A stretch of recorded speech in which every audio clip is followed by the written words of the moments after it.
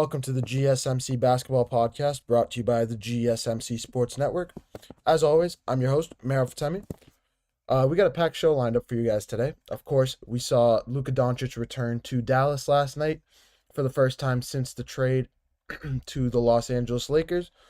We're going to look into everything about that, look into the how the Lakers stand from there. They clinched the 3 seed in the Western Conference, and we're going to get into everything about that.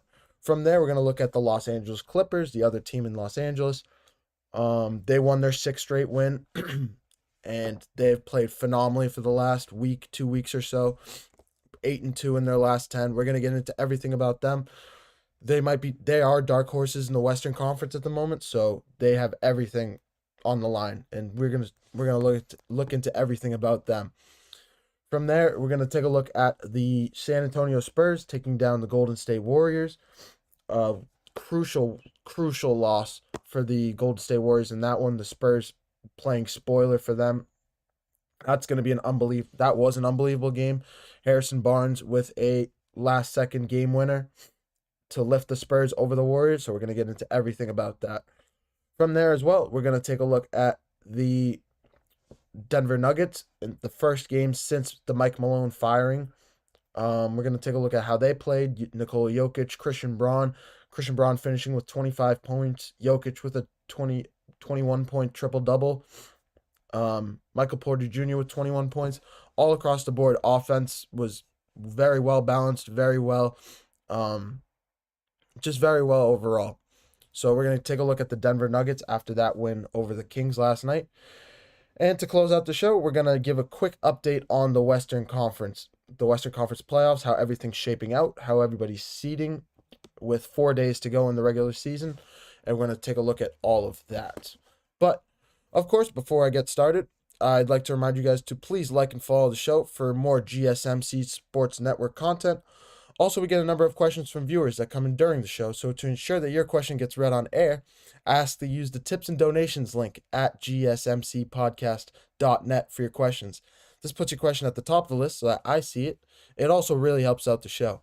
Again, the link is gsmcpodcast.net for all your questions and comments.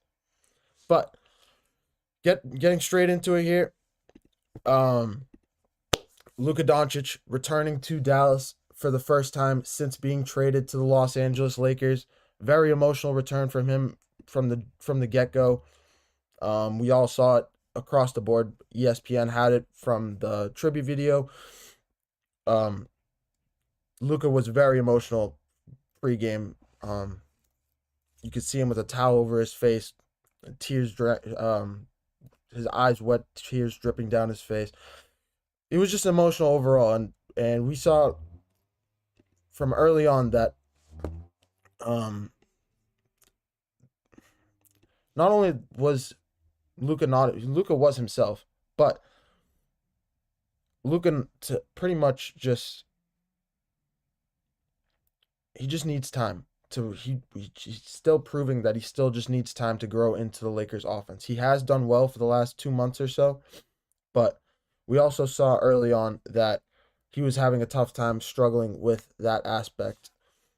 But in this game, of course, Luka finishing with 31 points in the first half, 45 points overall. Absolute masterclass from him in the win over the Dallas Mavericks in 112-97.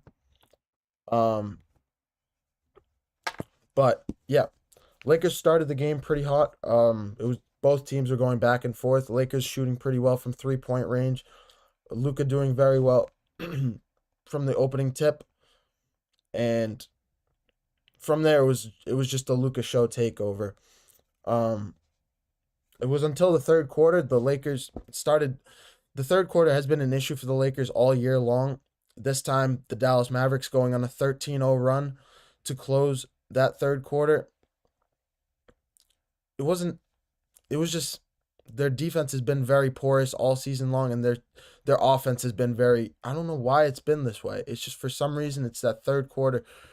We remember the old days with the Golden State Warriors. Good teams usually perform very well in the third quarter. That's what teams really specify. Coming out of the second half, taking control of the momentum, maximizing their opportunities on the offensive glass. That's where they look for to make their presence known in that third quarter. And for some reason, it's been an issue all season long with the Los Angeles Lakers. And it showed itself again last night. But regardless, the Lakers getting the win. On the other side, Anthony Davis finishing with 13 points, 11 rebounds. And yeah, overall, it was the biggest aspect of this game that I would say there was a turnover differential really, 19 turnovers for the Mavericks to the 9 for the Los Angeles Lakers. And yeah, when you turn the ball over and on that consistency, it's tough to win games overall, and it proved itself last night, to say the least. But yeah, the Lakers clinching the 3 seed with their win over the Mavericks as well, not only solidifying their spot in the playoffs, but solidifying exactly where they want to be before the playoffs, trying to stay away pretty much from the Oklahoma City Thunder. The Oklahoma City Thunder being the best team with over 60 wins this season, the best record in the NBA. They've just been extremely formidable, and nobody really wants any parts of Oklahoma City. Everybody from 3 through 6 or 3 through 5 between the Lakers, the Nuggets, and the Warriors have been really looking for that 3 seed for about the last 2 weeks or so. And last night was another crucial piece in the final touches for the Lakers, cementing themselves in that spot. But nonetheless, on the other side, the Dallas Mavericks solidifying their spot in the play-in tournament officially, with the Suns officially being eliminated from playoff contention last night. They're locked into either the 9 or 10 seed, and with home court advantage really going to play a difference in the play-in tournament this year. This year it's either going to be Sacramento versus Dallas, but I personally believe that home field advantage home court is going to really play a crucial role in this series, in that game, in that play-in tournament game, and going to make all the difference overall. But yeah, it was a phenomenal performance from Luka Dončić. Like I said, extremely emotional. You could see it stricken across his face, from the tribute video to seeing his teammates pregame, postgame, the fans coming out. He wanted to play for them. But he also wanted to deliver a message to Nico Harrison. Nico Harrison, the GM for the Dallas Mavericks, the man that traded Luka Dončić to the Los Angeles Lakers, the man that had the final decision on it. He was sending a message absolutely to Nico Harrison last night, and that was the biggest thing that I took away from the game. But yeah, overall it was a phenomenal performance, and we're going to be looking at the Los Angeles Lakers in the playoffs coming up very soon. Who will they play? I'll get into who they'll play later on in the show when we take a look at the entire Western Conference. But at the moment, this is where we sit. A little bit of a not exciting, but something that's improving little by little with this team is their defensive tenacity. It seems that they're starting to flip that switch as the playoffs are quickly approaching. LeBron starting to flip that switch. Jackson Hayes being a presence on the interior with Rui Hachimura. Jared Vanderbilt coming off the bench, being able to plug him in and out of the starting lineup if you need an extra defensive guy with him. If you need more offense, take a Rui Hachimura or a Austin Reeves. It's just overall, the bench has been playing much better. Dorian Finney-Smith having 12 points as well in this game. The Lakers are just starting to come together overall. That's what it feels like. That's what it's seeming like every game that goes by. Lakers starting to piece it together, and with that, it's just really it's very hopeful for them as they look for a deep playoff run in a gauntlet of a Western Conference. But I'm going to take a short break. Coming up next, we're going to take a look at the the Los Angeles Clippers, excuse me. We're going to look at them, how they've been performing these last 6 games on a 6-game winning streak at the moment. Kawhi Leonard, since being healthy, has played phenomenal. James Harden playing phenomenal all season long. Zubac is being a presence on the interior. Overall, we're going to take a look at the Clippers and how they can be dark horses in the Western Conference. I'm going to take a short break, and when I come back, we're going to take a look at all of that. Be right back. I feel like I'm losing my mind. Is everybody in the world blind? Please, Lord, give me a sign, a sign. I feel like I'm losing my mind. Is everybody in the world blind? Please, Lord, give me a sign, a sign. I wanna be the greatest. Everybody on the fake shit. I look around and feel like everybody is the fakest. I make this every day and I'm impatient, hoping one day I blow up from the basement. Statement, the top is so vacant. I don't hear shit that I think is amazing. Waiting for my day when I'm playing sold out shows for 1,000 faces. Hey, give me that crown, get in my way and to be put down. It ain't your place, all this my town. If I want that shit, then I'll get it right now. I'm losing it, the noose it fits. I'm losing shit, a stupid myth. You choose to live or choose to dip. You choose to fight or lose your grip and lose a gift. I feel like I'm losing my mind. Is everybody in the world blind? Please, Lord, give me a sign, a sign. I feel like I'm losing my mind. Is everybody in the world blind? Hello, everyone. Welcome back to the GSMC Basketball Podcast, brought to you by the GSMC Sports Network. As always, I'm your host, Mehrob Fatemi. Getting right back into it, in this segment, we're going to take a look at the Los Angeles Clippers. They took down the Houston Rockets last night, continuing to climb the ranks of the Western Conference, currently sitting at the 5 seed with a 6-game winning streak.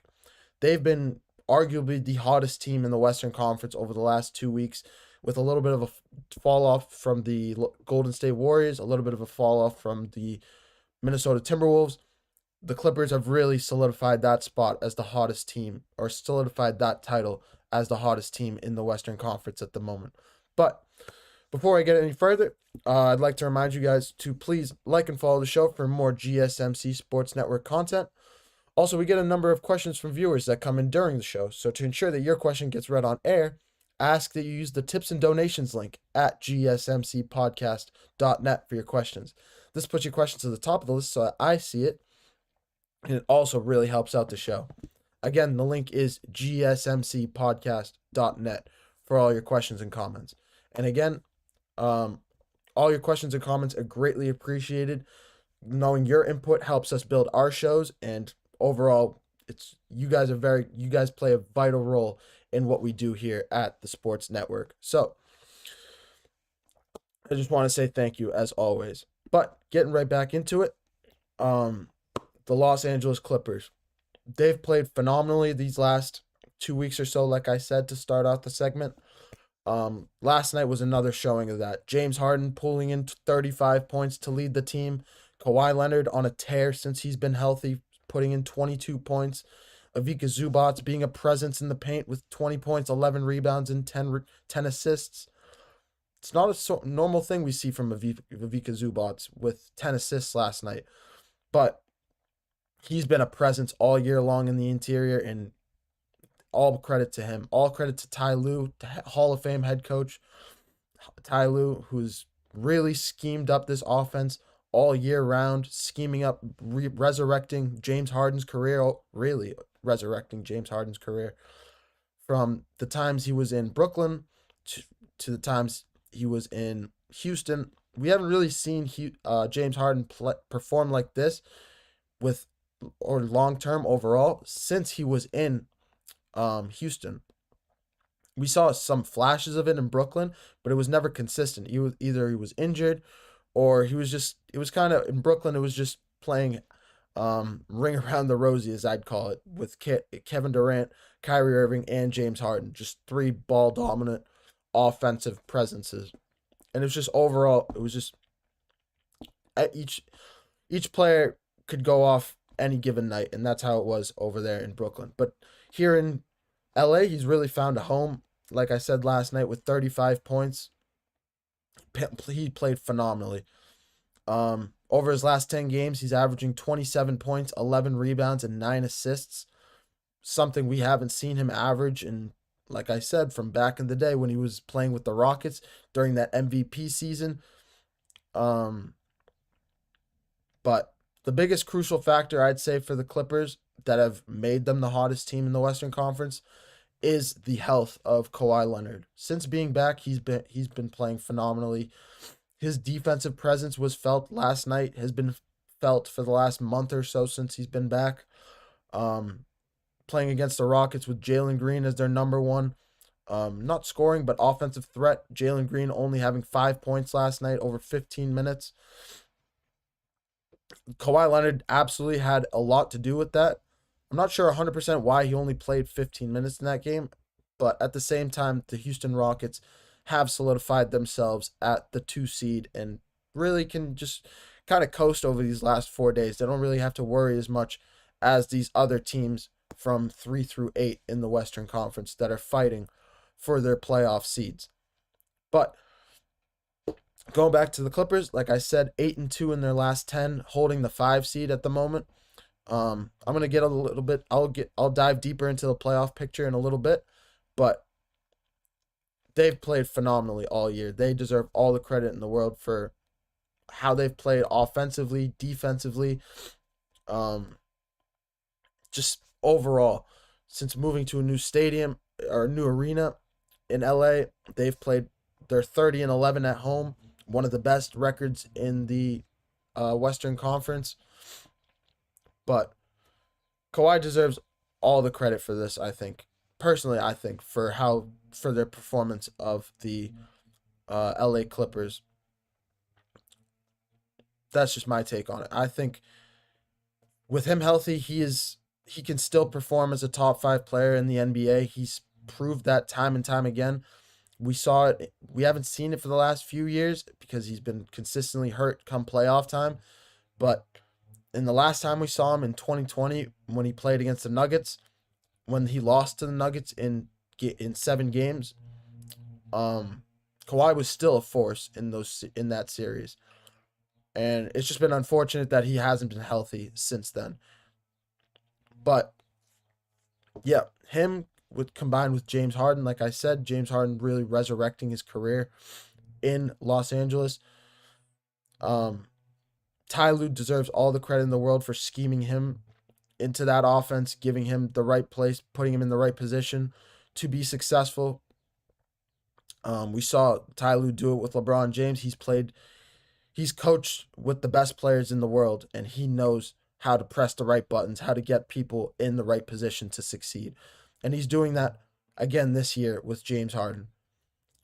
Clippers really have been a dark horse this season. Nobody really expected too much from them, partially because we haven't really expected a lot from Kawhi Leonard over these last few years with his injury history, with his inability to be healthy. But the Clippers are a force to be reckoned with when healthy. Their record's showing it right now. They're proving it, and they're getting hot at the right time. And if the playoffs started today, they would be playing against the Denver Nuggets. And I would pick the Clippers really in that series. I know Jokic would dominate on the offensive glass, absolutely. But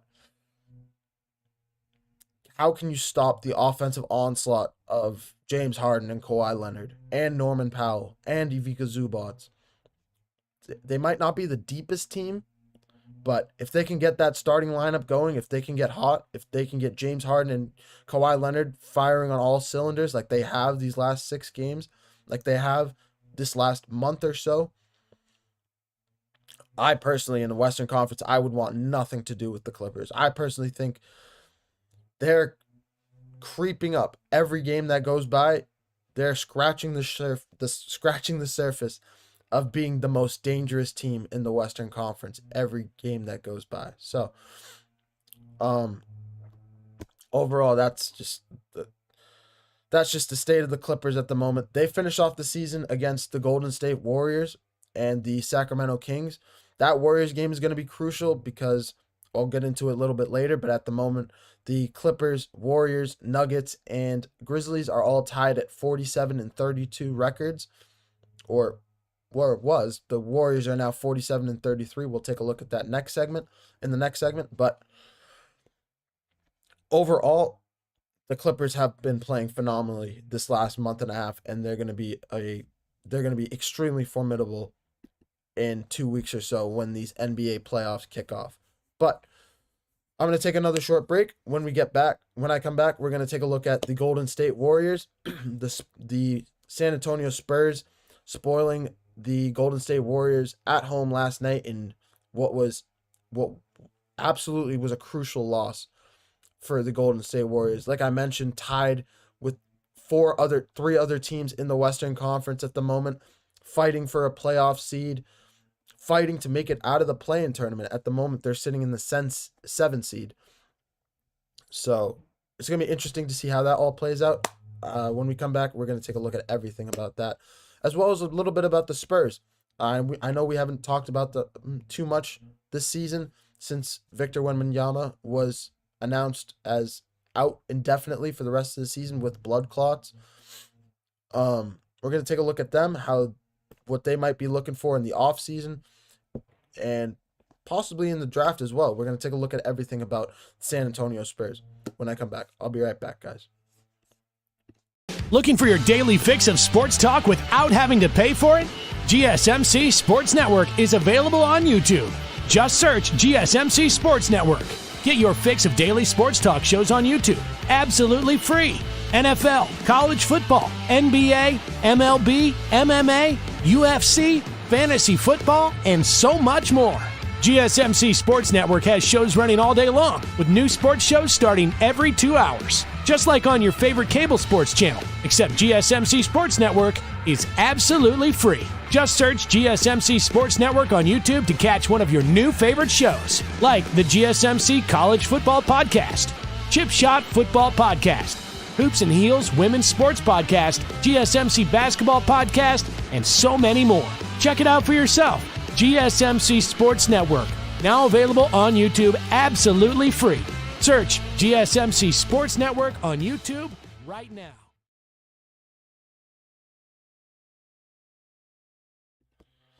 Hello, everyone. Welcome back to the GSMC Basketball Podcast, brought to you by the GSMC Sports Network.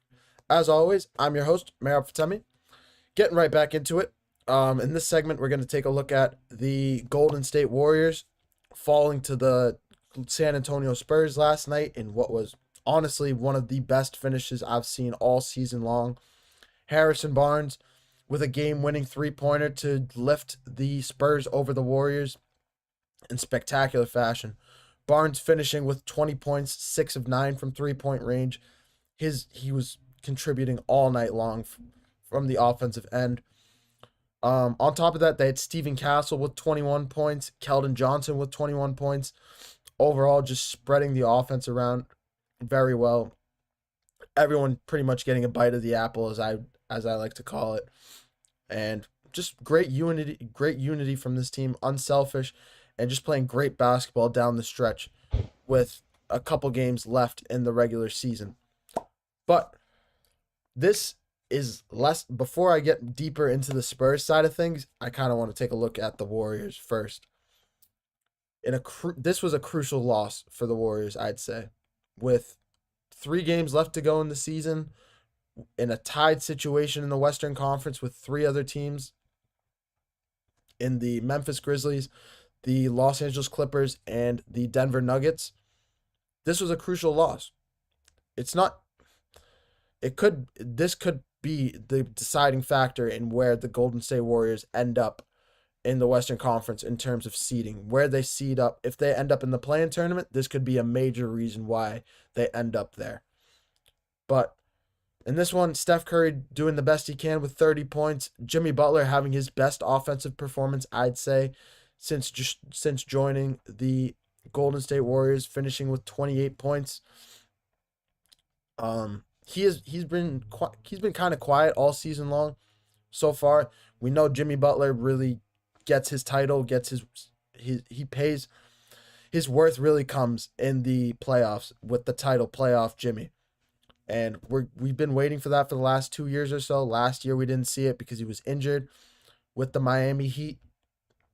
But this year, this is why the Warriors brought him in, why the Warriors wanted him, why the Warriors wanted another piece to bring in with Steph Curry, to relieve some of the load from Steph Curry.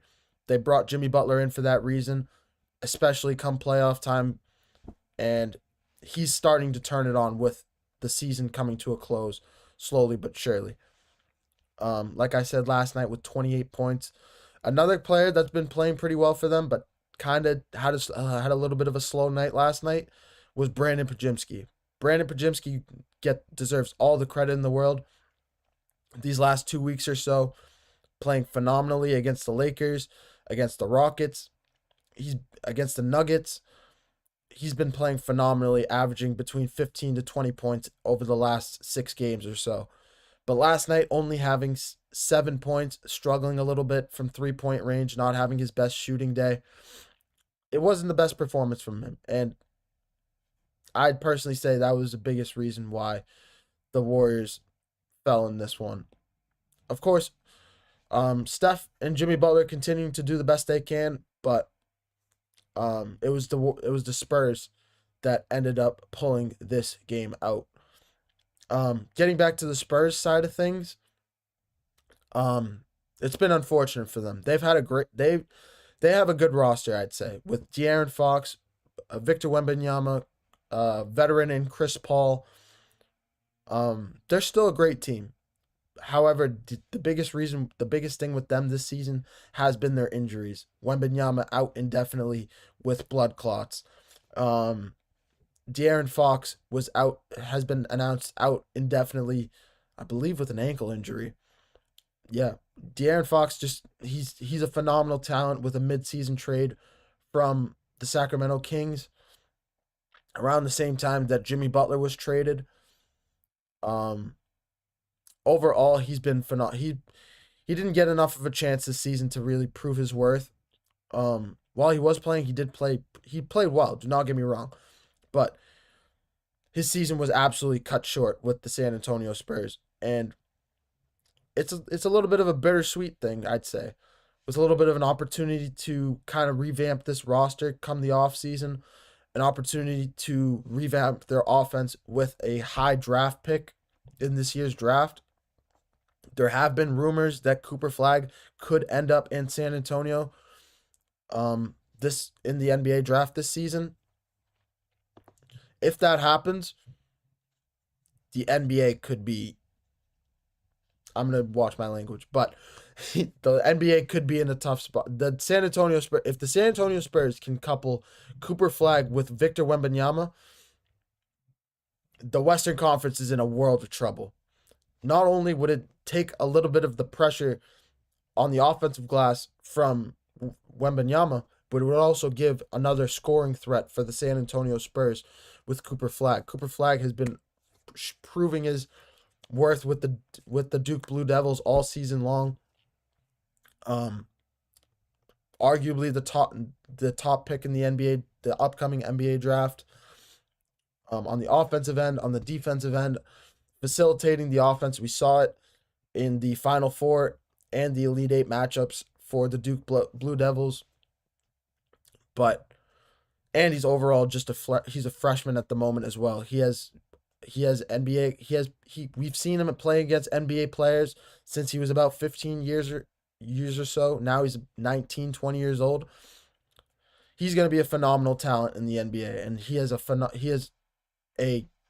there's so much upside to him. He has so much potential, putting him as the top prospect in this year's NBA draft, I'd say. But overall, like I said, this game overall is more about the Golden State Warriors, I'd say, than the San Antonio Spurs. The Spurs long eliminated from this year's NBA playoffs. Like I said, with the injuries to Wembanyama, to De'Aaron Fox, it's been really hard for them to kind of come back from those. Steven Castle's done phenomenally for them, a rookie out of UConn. He's arguably the favorite to win the Rookie of the Year awards this season, and he's played phenomenally all year long. He hasn't been starting as much, but he comes off the bench and he's been playing phenomenally all year long. But yeah, him with Keldon Johnson, Devin Vassell, De'Aaron Fox has not played this season, but they have a very young core of guys, and coached under Greg Popovich. Unfortunately, he's been out this season, but overall, when Greg Popovich comes back, the Spurs could be extremely formidable next season. And additionally, one last thing, two things. First, I think they're gonna have a off-season acquisition in this summer. They're gonna get some. I don't know exactly who they're gonna get. They should go after a player like a Zach LaVine, or even a Josh Hart, maybe trading for a Josh Hart from the New York Knicks, an OG Anunoby, just like a solid role player a solid two-way player that they can get to add into their lineup. They don't need a top guy to come with De'Aaron Fox or Wembanyama. Let that core group kind of grow, as they're extremely young at the moment. But getting a seasoned veteran like a Josh Hart, a Jeremy Grant maybe from the Portland Trail Blazers, a Tim Hardaway Jr. I'm trying to think of anybody else off the top of my head. Maybe even a Karis LeVert, a shooting guard, with just anybody with some veteran experience, and Al Horford potentially, just somebody that can anchor that offense, anchor that locker room, and just be a voice to the young guys and help them grow and prosper into that team overall. That was my first thing.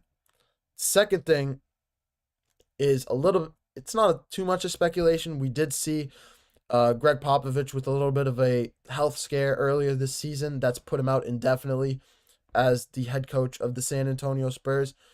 It's not announced yet, but there is potential that he could be out, as he could retire after this season, just overall because of his health. He's been coaching in the NBA for two decades plus at this point. He's probably the longest standing, and he's by far the longest standing NBA coach in the NBA at the moment. But if he does end up retiring, there was a guy that was just fired out of Denver that could be an unbelievable replacement.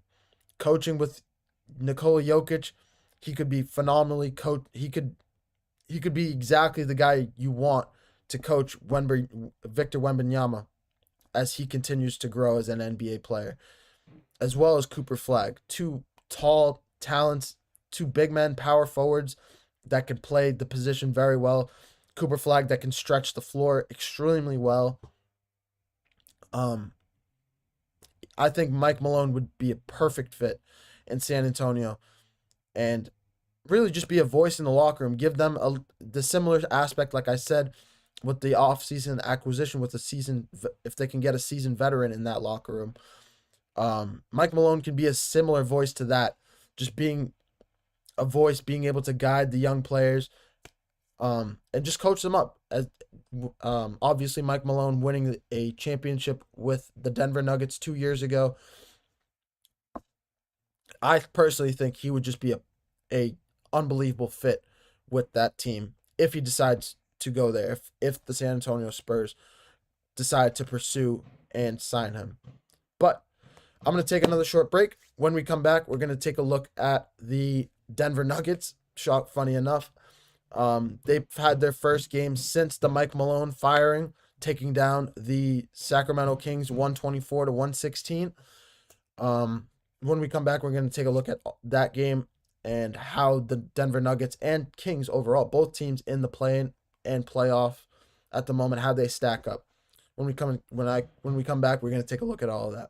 Be right back, guys.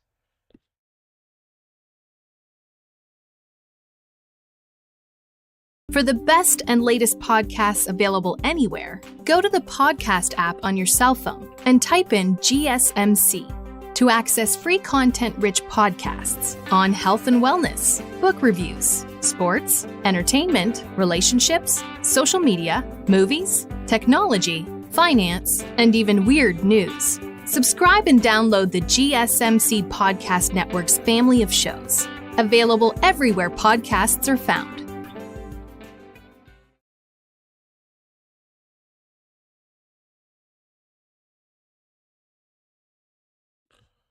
Hello, everyone. Welcome back to the GSMC Basketball Podcast, brought to you by the GSMC Sports Network. As always, I'm your host, Mehrob Fatemi. Getting right back into it. Last night was the first game for the Denver Nuggets without their longtime 10-year head coach, Mike Malone. Mike Malone obviously being dismissed as head coach of the Denver Nuggets on Tuesday now. Yep. Along with their GM, I believe Chris Booth. I'm trying to remember his first name. I apologize. But overall, the Denver Nuggets having their first game, taking down the Sacramento Kings 124-116 last night. Denver honestly played phenomenal last night, I'd say. They really spread the ball around. 4 players getting into 20-plus points. Christian Braun leading the team with 25. Nikola Jokic with a 20-point triple-double. Michael Porter Jr. with 21 points. And a player that continues to be an X factor for this team time and time again, in Aaron Gordon, finishing with 21 points. Aaron Gordon is the definition of an X factor, a player that can shoot, with Nikola Jokic being able to take some of the pressure off Jokic on the offensive glass, being able to stretch the floor, being able to shoot the three. The only player I can really compare to him is, he's much shorter and he's much bigger, but he's very similar to the way Kristaps Porzingis plays in Boston, with how Porzingis stretches the floor, is able to shoot the three, and overall being able to just take over games. That's how Aaron Gordon plays in a similar fashion, and he's critical. He's played critical time and time again this season. But the Nuggets snapping a 4-game losing streak last night with their win. Major props to Daniel Adelman in his first game as interim head coach of the Denver Nuggets. Obviously, on Tuesday we saw, like I said, Mike Malone being fired, and as well as the GM for the Denver Nuggets being released. I don't want to get too deep into the logistics about what happened, but long story short, pretty much it was a scheming issue. Mike Malone wanted to kind of utilize the veterans of the team more, while the GM wanted to utilize, and the ownerships wanted to use the young talent more often, more of the Christian Brauns, the Michael Porter Jr.'s, the Jalen Pickett's of the world. I was about to say Kenny Pickett. It's not football.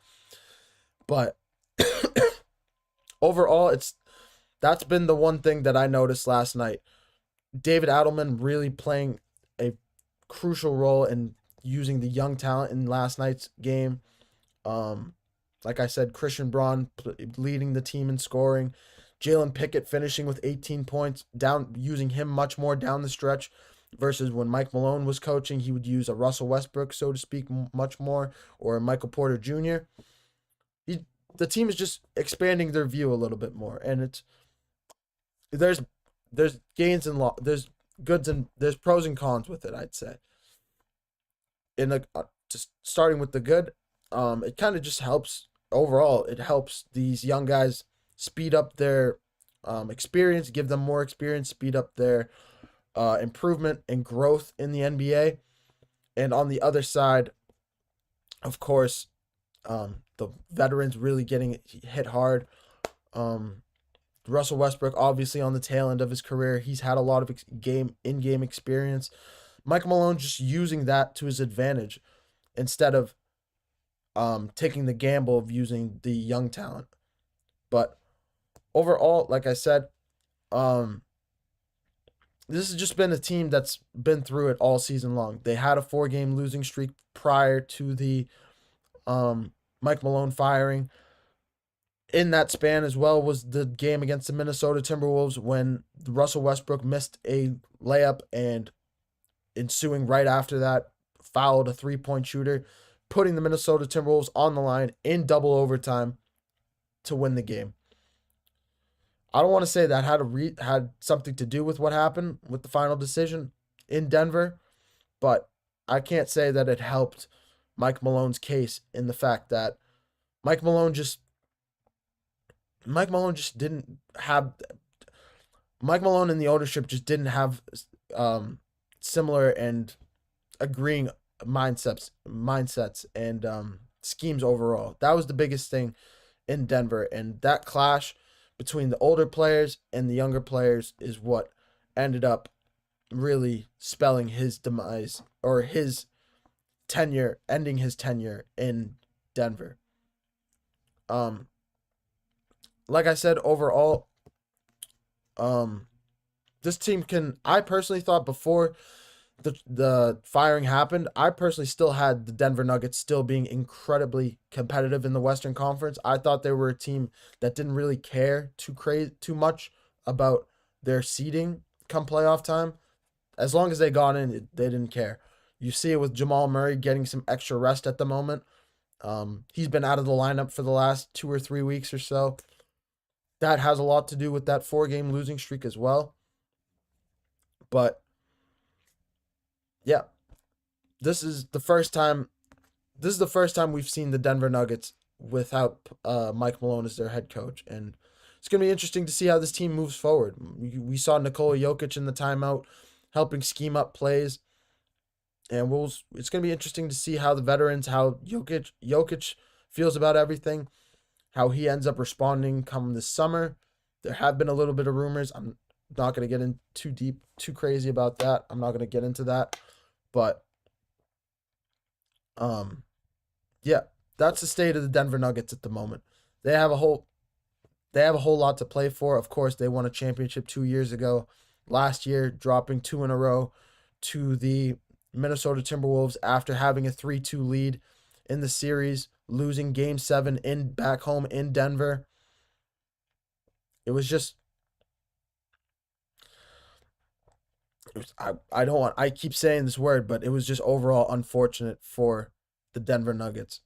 And we all know that a healthy Nikola Jokic and a healthy Jamal Murray are a top duo, not only in the Western Conference, but in the NBA as a whole. So if they can stay healthy, if Jamal Murray can come back healthy the way he was and play the way he was mid-season prior to getting hurt, I think this team can still go on a run. I think they still have the pieces. They still have the depth on their bench. Their defense is incredibly deep. They're still a formidable team in the Western Conference, with or without Mike Malone. It's just going to depend on if David Adelman's scheme works. If the young talent does not end up working out for this team, that could be a major thing in this game, in this season. Could be a lot of people would point the finger at that and say, why did you fire Mike Malone? What was the reason for it overall? But that's the state of the Denver Nuggets at the moment. I have been a little bit choppy with them, with a lot of the teams in the Western Conference. But coming up next, I kind of want to get into everything that I've missed out on. I want to update everything in the Western Conference, how everybody sits, and give a little bit of a prediction at what we could see come next week and come 2 weeks from now when these playoffs begin. Next week, of course, is when the play-in tournament begins, and the playoffs should start the following weekend. I'm gonna give a prediction on all of that, and we're gonna take a look at the updated Western Conference. I'm gonna take a short break, and when I come back, we're gonna take a look at all of that. Be right back, guys.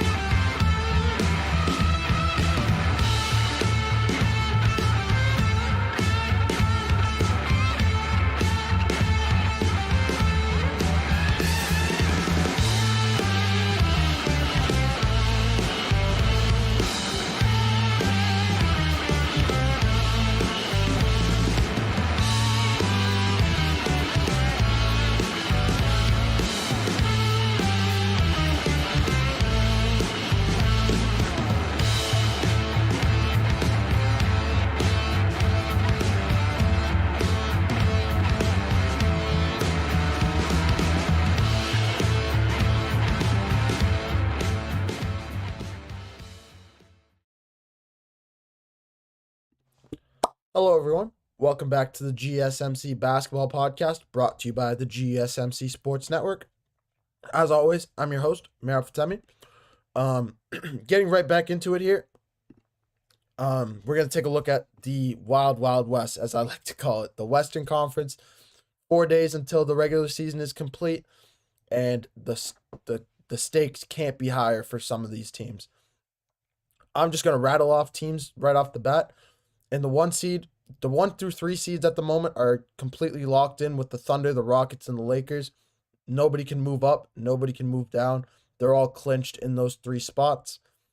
But from there, we have the Denver Nuggets and the Clippers tied at a record of 48-32 at the moment. They're 4 and 5 are going to be, those 2 teams are going to go down to the wire. The Grizzlies and the Warriors at 47-30. Grizzlies at 47-32. Warriors at 47-33. Warriors in the 7th seed is where the play-in tournament begins. Minnesota Timberwolves at 46-33, and then the Sacramento Kings and Mavericks at 9-10 with a 39-41 record for the Kings, and then 38-42 for the Mavericks. Everything is heating up here. 1 through 3, like I mentioned, is completely locked in, but 4 through 8 is completely live and in play. Anybody can move up and down. Teams trying to move out of the play-in tournament, move out of that 7 and 8 seed, trying to evade those 2 spots. Nuggets trying to hold on to that 4 seed with a tough schedule coming up. The Nuggets they probably have the toughest schedule remaining out of for the rest of these teams. They have to play the Grizzlies and the Rockets. Grizzlies tomorrow night.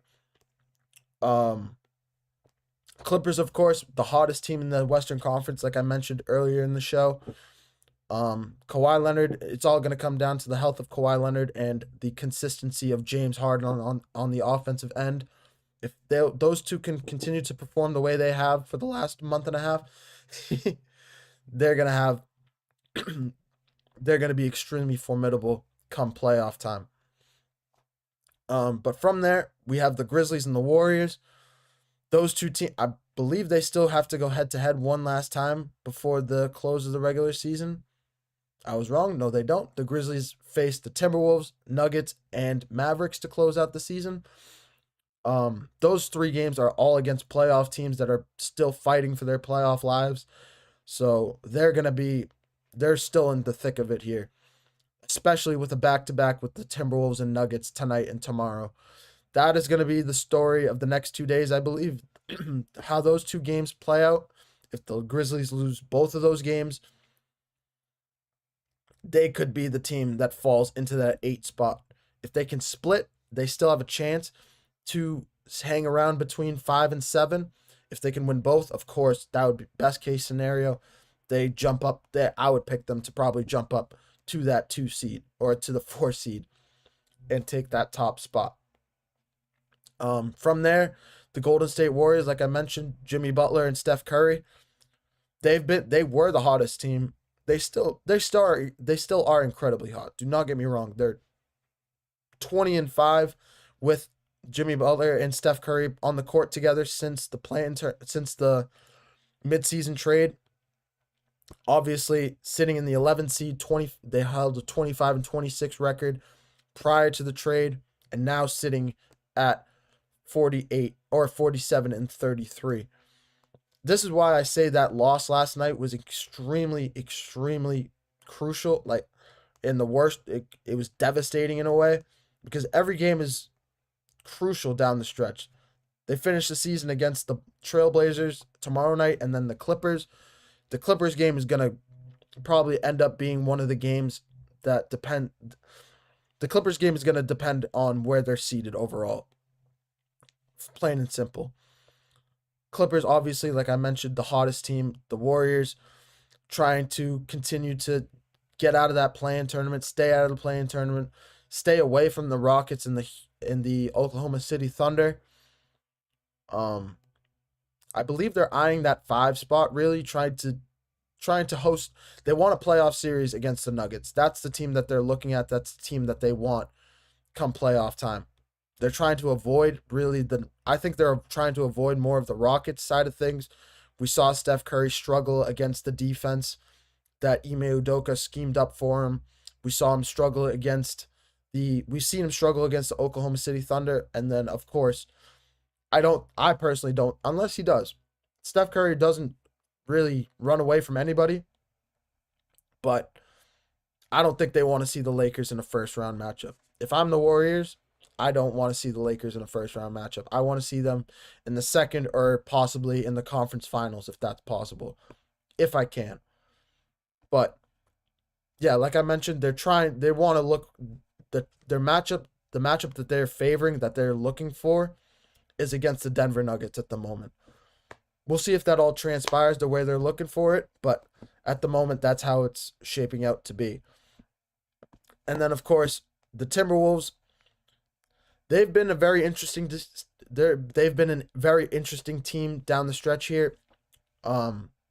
Obviously the chemistry between Anthony Edwards and Julius Randle has been kind of hard to create all season long. It's just been very rocky for them. This is the best way to describe it. But coming down the stretch here, they've really started to figure it out. Obviously, Julius Randle and Anthony Edwards are very ball dominant, so that's probably or almost definitely playing a role in all of this. But down the stretch here, they've played exceptional, and they're one of the hottest teams as well in the Western Conference, I'd say. But yeah, they finish off their season in, I believe, like I mentioned, they play the Grizzlies. That'll be a must-see matchup. But they also have to play the Brooklyn Nets and the Utah Jazz. They probably have the easiest schedule out of the remaining teams that are in that 4-game tiebreaker at the moment, or the 4-team tiebreaker at the moment. But yeah, the state of the Timberwolves is just they have all the pieces that they need. They hold the cards. They can do it. With Anthony Edwards and Julius Randle playing the way they have, with Rudy Gobert on the interior playing like a Defensive Player of the Year candidate again, with Mike Conley, Nickeil Alexander-Walker coming off the bench as a key shooter off the bench. Naz Reid is still playing exceptional. They still have all the pieces that they need to go on another deep playoff run. And they're figuring it out. They're putting the pieces together when it matters most before the playoffs right now. So if they can continue that stretch, I think they can be extremely formidable come playoff time.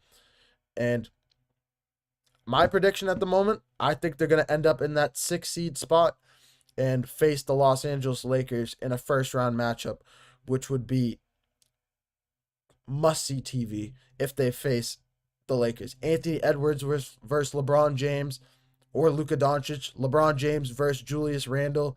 Rudy Gobert would be an absolute presence in the paint in that series. That would be an unbelievable matchup overall, I'd say, if the Lakers took on the Timberwolves in the first round of the Western Conference playoffs. And then from there, I mentioned the Sacramento Kings and Dallas Mavericks. Those two teams really they can't really move up. They're sitting at 38 wins or 39 wins between the two. Obviously the 8 seed is 46 wins. They're head and shoulders above the play-in tournament seeds. But still, whoever wins, like I mentioned earlier in the show, whoever gets the 9 seed, I believe will win that 9-10 matchup. If the Kings host the Mavericks, I'm personally picking the Kings to win that matchup. And then vice versa if the Mavericks host the Sacramento Kings. Either way, I personally think whoever wins that matchup will most likely lose to the 7-8 seed winner. I just think that's how head and shoulders the 3 through 8 seeds are over the 9 and 10. And then, like I mentioned, the Thunder and the Houston Rockets at those top 2 seeds. One thing that you guys might not know about, the Houston Rockets have been one of the best teams in the NBA. They've been a sleeper all season long. They have not been one of those teams that have been very ball dominant with a single player. They're just exceptionally well coached under Ime Udoka. Jalen Green is playing. He's growing in front of our very eyes as a number one threat on the offensive end. Jabari Smith Jr. is still playing exceptional. Alperen Sengun's playing exceptional at the center position. He should be in the improved player of the year conversation, I'd say. Most improved player of the year conversation, even though I personally wouldn't have given it to him over Austin Reeves. But Sengun has played phenomenal all year long, and he deserves all the credit in the world, averaging a double-double this season. And then, of course, there is the best player, if not the best player, most valuable player in Amen Thompson, a young, growing, you can play him as a power forward, you can play him as a small forward. He can defend all 5 positions on an NBA court. He's extremely valuable for this team, and I think his play down the stretch, they play the Lakers in a couple nights here. That game is going to be unbelievable, I'd say, if both teams play their guys. At the same time, both teams might rest their starters as their playoff positions are set in stone here. With 4 days to go in the regular season, trying to avoid injuries, keep their guys healthy, give their guys extra rest before the playoffs begin next week. But overall, this is where we are sitting in the Western Conference. I didn't mention the Oklahoma City Thunder. I don't really think I need to, holding the MVP candidate and arguably the unanimous MVP candidate in Shai Gilgeous-Alexander. He's played, there aren't words to describe how Shai Gilgeous-Alexander has played. As some people will call him an ore farmer, but he's played unbelievably all year long. From shooting the ball from the mid-range, getting to the free throw line,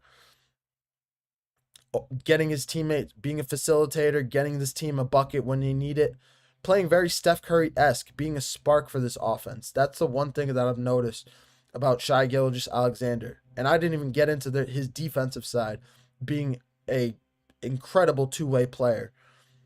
The only player I would compare Shai Gilgeous-Alexander to is a Jason Tatum, and that's not in Jason Tatum being better than him. I think they're both neck and neck in terms of how valuable they are to their teams, and in terms of their style, they play very similarly. But with Shai Gilgeous-Alexander, with Jalen Williams, Chet Holmgren, Isaiah Hartenstein, exceptionally well coached, holding the best record in the Western Conference, holding the number 1 seed. They host every playoff series they host every playoff series they're in. As long as they win and continue to move on, they host those playoff series as the number 1 seed. So the road goes through Oklahoma City. Will they go to the NBA Finals? I'm personally not picking them. I think there's a multitude of teams that can beat them. I think the Warriors could beat them. The Lakers, if they can figure out their offense, their third quarter struggles, their defensive struggles. I think the one thing that really can overlap both of those is the play of a Luka Dončić. If he can turn into that scorer that we saw in last year's playoffs, if he can continue to grow as a scorer, continue to grow as a facilitator with LeBron, LeBron will spark in the playoffs. We've seen it for the last 20 years with LeBron in the league. But overall, I think the Western Conference overall is head and shoulders above the Eastern Conference, and no matter who ends up playing each other in the Western Conference, I think every game will be must watch. I personally believe the Western Conference playoffs this year will be the best we've seen in years. I don't want to call it the best we've ever seen, but this is one of the best playoffs I personally have ever seen in not only the West, but in either conference. Obviously, the Eastern Conference has the top 2 seeds, and 3 through 8 has been a little bit of a struggle for those teams. But overall, like I mentioned, the Western Conference is just head and shoulders above everybody else, I'd say, in terms of not only talent, but play overall. But as always, I just want to thank you guys for tuning into the GSMC Basketball Podcast presented by the GSMC Sports Network. Your support means a lot to us, so please remember to subscribe to the show and leave a positive review. Seriously, it does make a difference more than you guys think. We also invite you to follow on Instagram for more content and updates.